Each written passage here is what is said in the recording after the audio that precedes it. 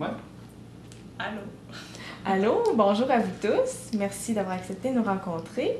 Vous êtes des membres de la délégation jeunesse. Vous êtes ici au congrès depuis mercredi soir. Vous avez participé à pas mal toutes les activités du congrès et d'autres aussi en parallèle entre vous. D'abord... On a organisé. Oui? Oui. OK. Wow, c'est beaucoup de choses. Donc, vous êtes très occupés.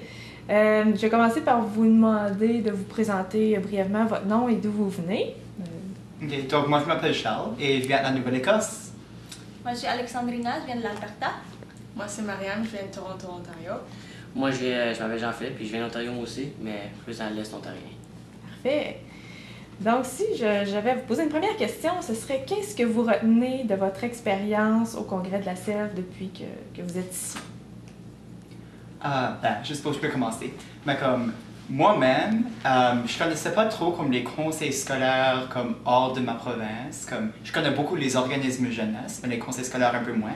Donc c'est vraiment comme intéressant d'apprendre comme comment eux ils peuvent organiser des choses pour des jeunes puis travailler ensemble avec les jeunes. Comme nous autres en Nouvelle-Écosse, on a un club de leadership comme provincial organisé par l'organisme jeunesse.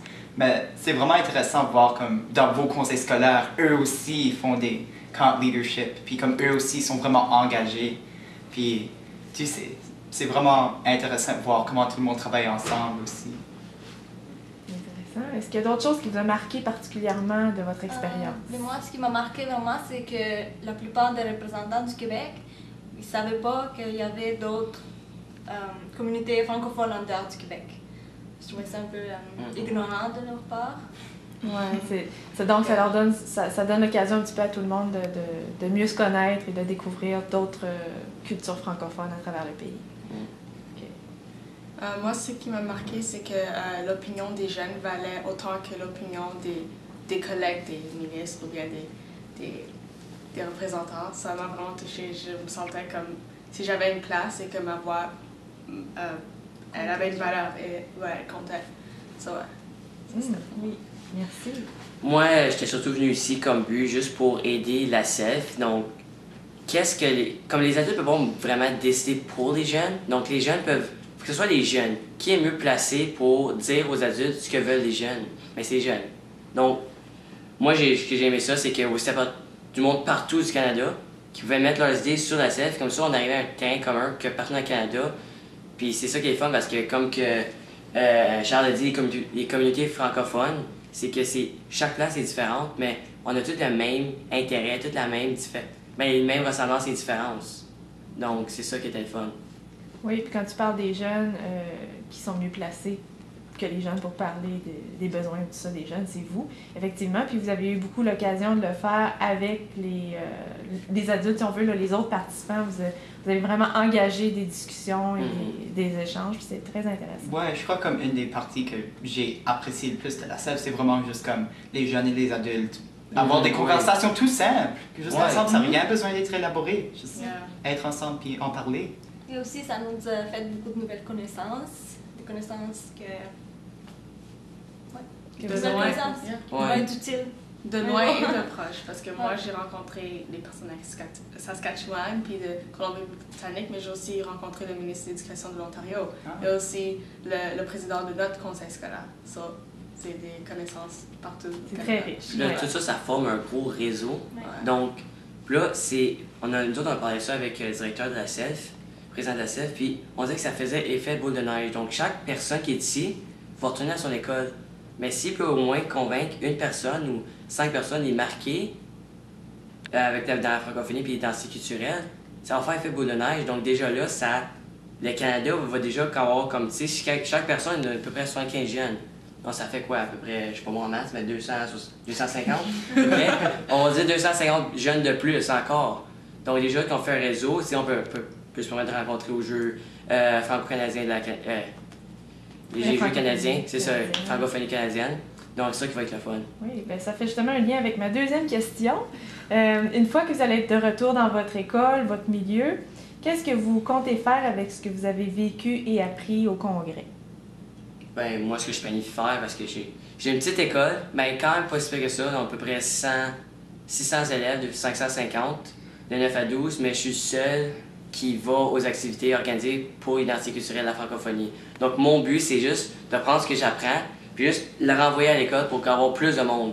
Parce que, c'est une personne sur 550, là, c'est pas beaucoup. Donc, le but, c'est au moins d'avoir 5 personnes que je veux amener à chaque événement. Oh, c'est intéressant.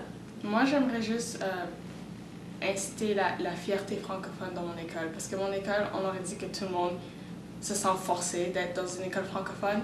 Puis là, ils n'ont pas de fierté, ils sont pas jouissants, on doit les forcer de parler en français. Puis moi, je veux juste leur pousser vers la FESFO puis à Self pour qu'ils apprennent et qu'ils voient comment c'est fantastique. Je sais que c'est un mot un peu cliché là, mais sérieux, ils doivent voir ça.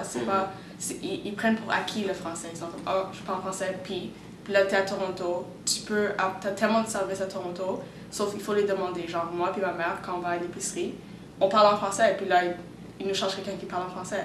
Il faut chercher le français. Il est là. Il faut juste le sortir puis le célébrer. Merci. So, yeah. Ben, comme moi, ce que je veux amener dans ma propre communauté, ou comme même ma propre province, ma région, c'est l'esprit de coopération qu'on a ici à la CEF. C'est super intéressant de voir les jeunes et les adultes travailler ensemble au niveau national, et c'est vraiment inspirant. Puis j'aimerais avoir peut-être même un mini ALSELF en Nouvelle-Écosse, où les jeunes de la Nouvelle-Écosse peuvent parler avec des personnes du ministère, des parents, des enseignants, puis peut-être avoir un sommet de l'éducation ensemble. Qui regroupe les jeunes et les différents intervenants. Oui, pour pas seulement avoir la fierté canadienne, mais aussi communautaire, régionale, provinciale, nationale, internationale. Puis moi, qu'est-ce que j'emmènerais? Beaucoup de choses, je pense. Nous, on est vraiment une petite école, petite communauté francophone. Je viens d'Alberta, Edmonton, là-bas c'est plutôt anglophone. Mais j'emmènerais peut-être... je veux juste démontrer aux jeunes qu'il y a beaucoup de bonnes choses d'être dans une école française, dans un milieu anglais, parce que c'est impossible que tu n'apprends pas l'anglais, là. Tu es dans un milieu anglais. Mais si tu vas en école anglaise, ça ne veut pas dire que tu vas l'apprendre mieux l'anglais, mais c'est juste que tu vas perdre ton français. Puis il y a beaucoup de personnes qui ne comprennent pas ça, puis moi je trouve ça vraiment triste que leurs parents doivent les forcer à aller. Ce qui veut dire que eux autres, ils ne peuvent pas vraiment comprendre c'est quoi le but de tout ça. Puis ils ne comprennent pas qu'être bilingue, c'est quelque chose de très important, puis que dans le futur, ça va être même utile d'avoir une troisième langue pour avoir un bon emploi. Voilà. Ils devraient comprendre ça. Hein. Bientôt, là. Bien, je vous remercie beaucoup. Ça a été un plaisir de vous rencontrer tout au long du congrès puis de vous recevoir pour cette petite Merci à vous. Ouais, merci. Merci.